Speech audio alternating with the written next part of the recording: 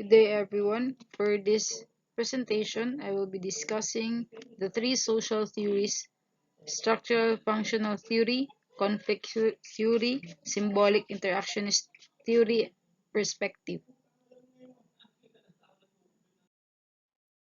Structural functional theory. Herbert Spencer, the proponent of structural functional, views society as a system of interconnected parts, each with a unique function.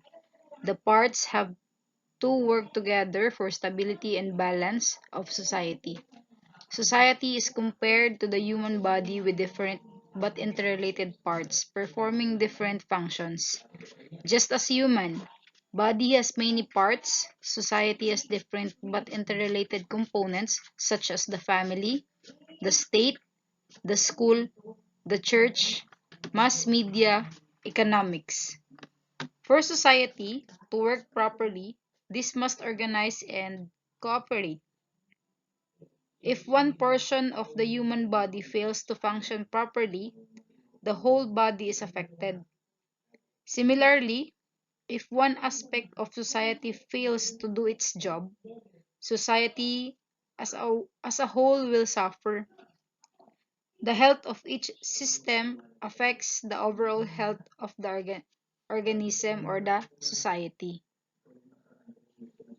For example, there is peace, stability, equilibrium, and harmony in society if families play a role in conceiving, nurturing, and socializing children.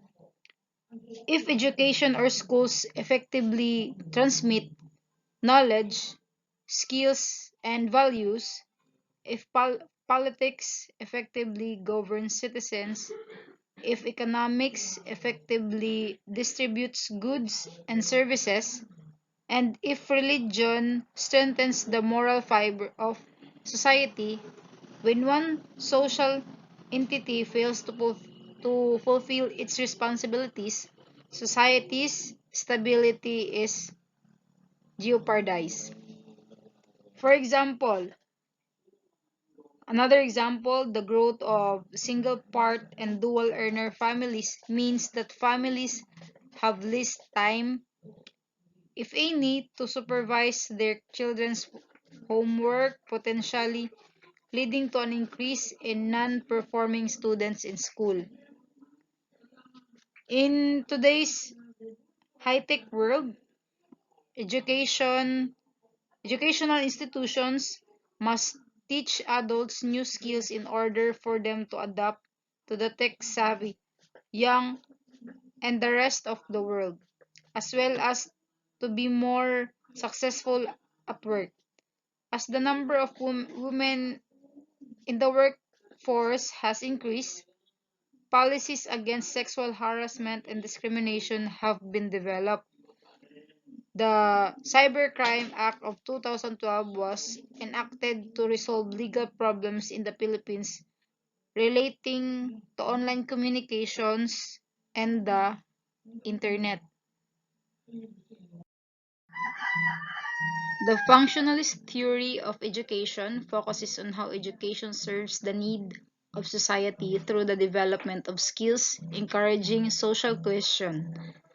The role of schools is to prepare students for participation in the institutions of society. Education is concerned with transmission of core values for social control.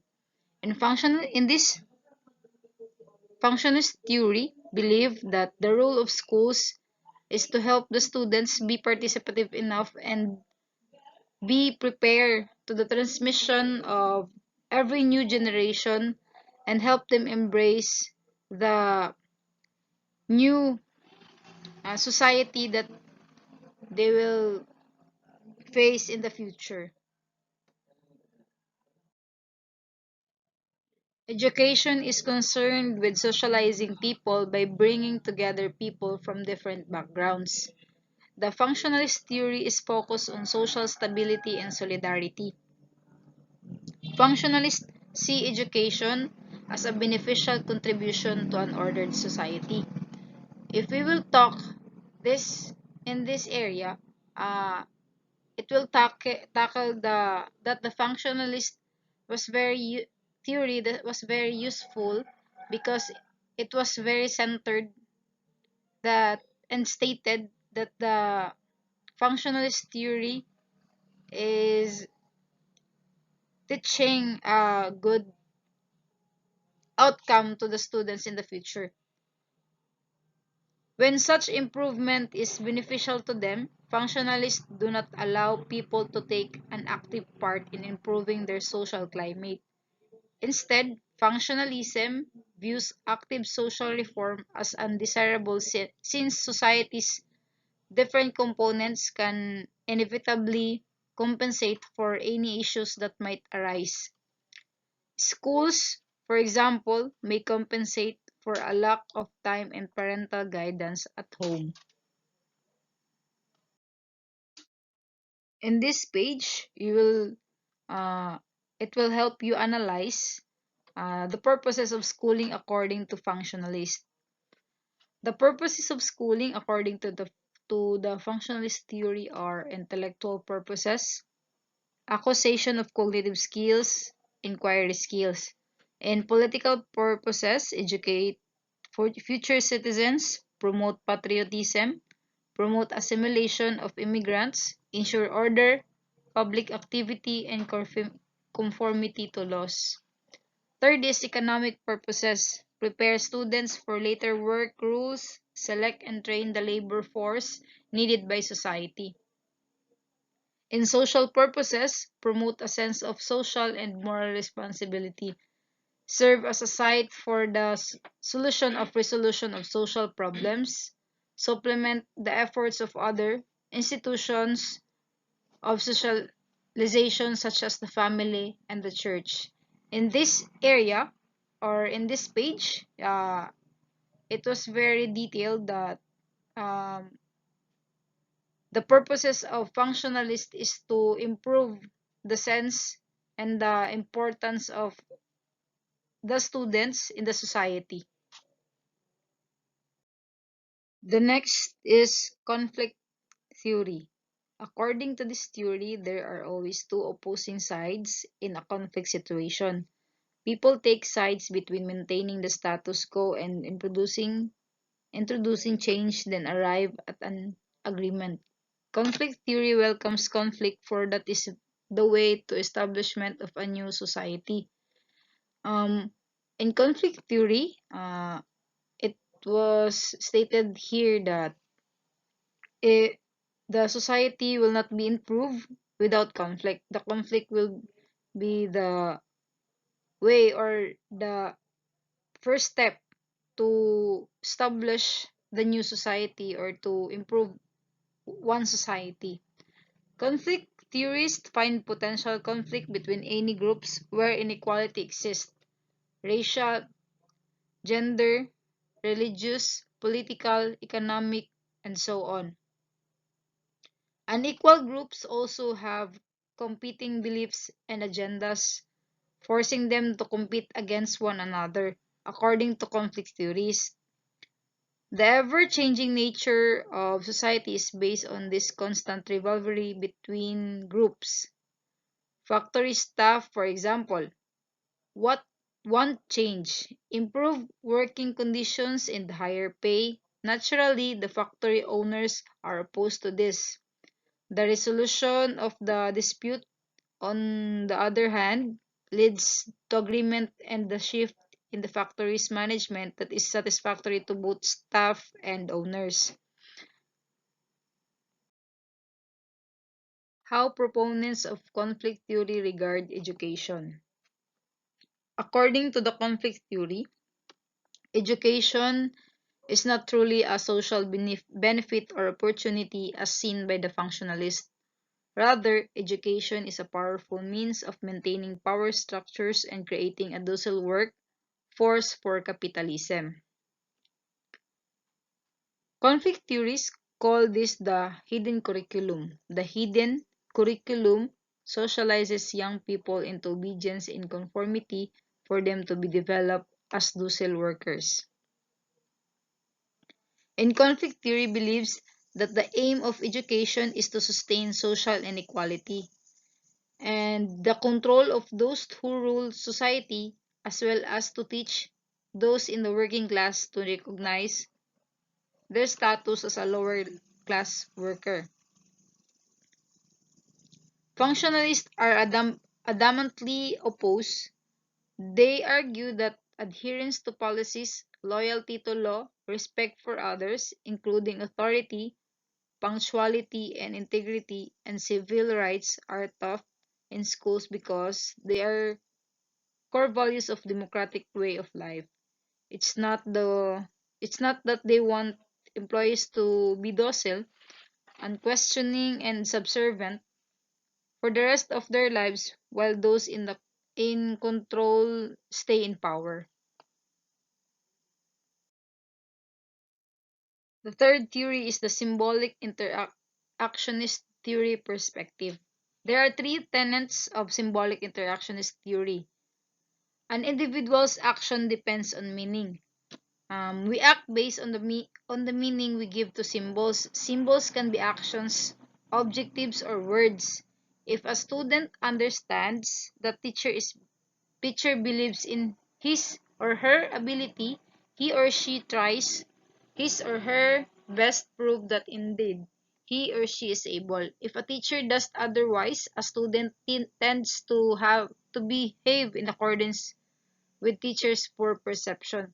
An individual's action in this area, in this page, it was uh, mean that every action of the individuals, uh, it has a meaning that that the person who perform knows what the real mean of it. Second is different people may give different meanings to the same thing. When teachers are strict, some students see it as an expression of care. Others may rebel because they perceive teachers' behavior as limiting their moves and desires. A businessman may look at a tree and starts estimating how much money he can get if he has the tree cut down for lumber. A philosopher or a poet may look at it with the thought they also serve who only stand and wait, like John Milton's from his poem on his blindness. In this topic, um, it will it was discussed that people give different meanings to a simple word or a simple action or a simple symbol. Um, the teacher might be one of the subject of this because if the teachers show strict attitude to the students, um, it may be mean by the student in a good or in a bad meaning. And the third is meaning change as individuals interact with one another. A negative meaning that you used to associate with hospital when you went to a hospital which looked more as a hotel than a usual hospital, is changed. After you have taught well, your first impression of teaching as boring is changed to teaching is exciting. Meanings change to every individual that you've met, especially if those individual has a positive interaction. uh, the the symbol or the action that you show to them will show positive meaning, but if the individual that you've met is a negative aspects or the negative meaning to your action, it will show that the action that you've done to them is a negative action for them. Let us encourage and facilitate sincere engagement between our students, teachers, and students and teachers. Reading, listening, and watching are all forms of interaction. Other people's perspectives and meanings are communicated through their writings, speeches, and lectures.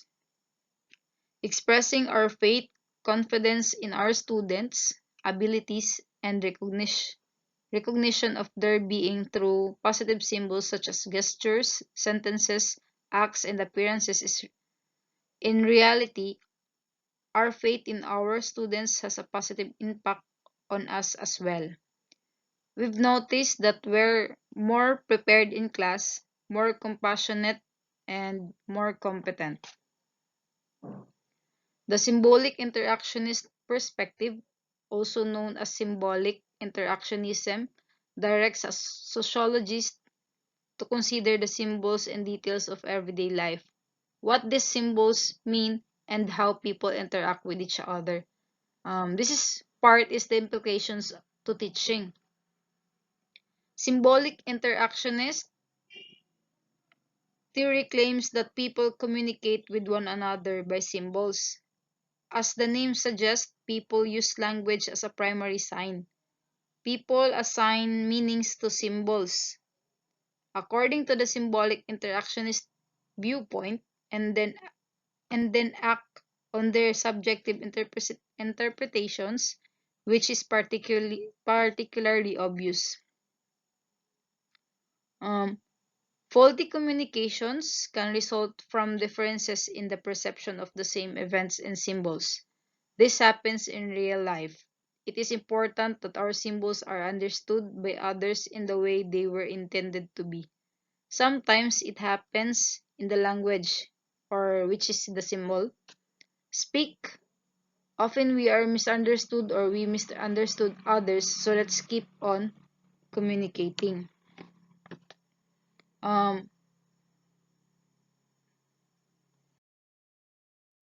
Weakness of symbolic interaction theory. Critics claim that symbolic interactionism neglects the macro level of social interactions, the big picture. In other words, symbolic interactionists may miss the larger issues of society by focusing too closely on the trees or by restricting themselves to small or individual interactions. The terms have a specific meaning for the sender, and they should have the same meaning for the receiver during successful communication. To put in other way, words are not things that exist in a vacuum. They require intention and perception. Conversation in a symbolic exchange between people who are continually interpreting the world around them to ensure mutual understanding. The sender and receiver of the symbol must each give the symbol the same meaning of rest, confusion.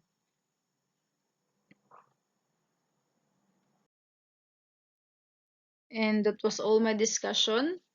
The three theories that could help the educator and the students on how to deal the society and how to embrace the changes of the society.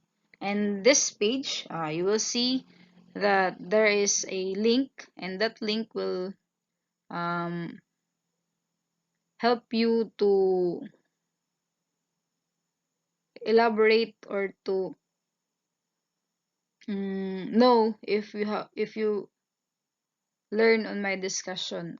Just copy the link and open it in your Chrome.